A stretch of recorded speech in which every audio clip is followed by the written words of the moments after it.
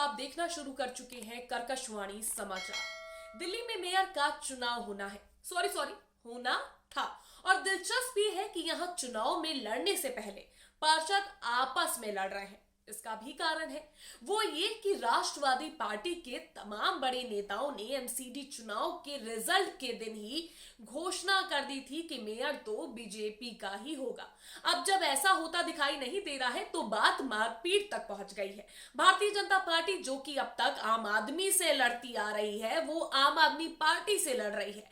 विचारधारा की लड़ाई लड़ना राजनीतिक पार्टियों का काम रहा है, लेकिन आज के दौर में राजनीतिक दल कुर्सी के लिए कुर्सी तोड़ लड़ाई लड़ रहे हैं। देखिए वीडियो, फिर आगे की पूरी बात बताते हैं।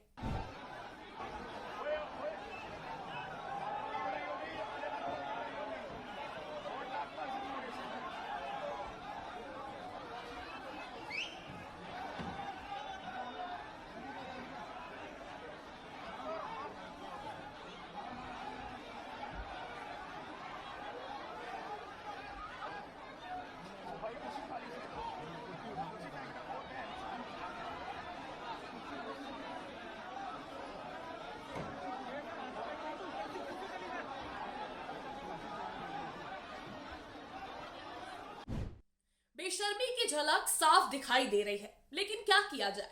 भारतीय राजनीति में बेशर्मी राजनेता की प्रथम योग्यता मानी जाती है। खैर, अब इस गहमा गहमी में चुनाव 3 महीने के लिए टाल दिया गया है। 3 महीने काफी होते हैं जोड़ तोड़ की राजनीति के लिए।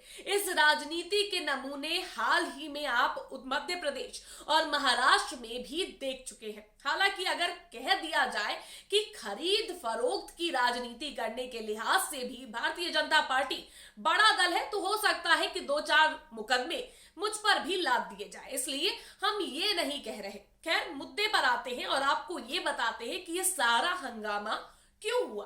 तो कहानी यह है कि नियम के मुताबिक सबसे वरिष्ठ पार्षद को ही प्रोटेम स्पीकर बनाया जाता है, जो चुने हुए पार्षदों को पहले शपथ दिलाता है और फिर मेयर के चुनाव के लिए वोटिंग करवाता है। हालांकि परंपरा भी यही रही है, लेकिन एलजी ने उसे दरकिनार करते हुए बीजेपी की पार्षद सत्या शर्मा को प्रोटेम स्पीकर बना दिया। पुरानी परंपरा को अपनाया जाता है तो सबसे वरिष्ठ पार्षद आम आदमी पार्टी के मुकेश गोयल है, जो प्रोटेम स्पीकर बनने के हकदार थे। इसके बाद सदन की कार्रवाई शुरू होने में भी जब नियमों की धज्जियां उड़ाई जाने लगी तो आप पार्षदों के विरोध जताने को लेकर गलत इसलिए नहीं कहा जा सकता क्योंकि डीएमसी एक्ट के सेक्शन 3A1 के तहत मनोनीत पार्षद मेयर या डेप्यूटी मेयर के चुनाव में वोट नहीं डाल सकते। लेकिन प्रोटेम स्पीकर ने निर्वाचित पार्षदों की बजाय पहले मनोनीत पार्षद को जब शपथ दिलानी शुरू की तो उनकी नीयत पर शक तो होना ही था।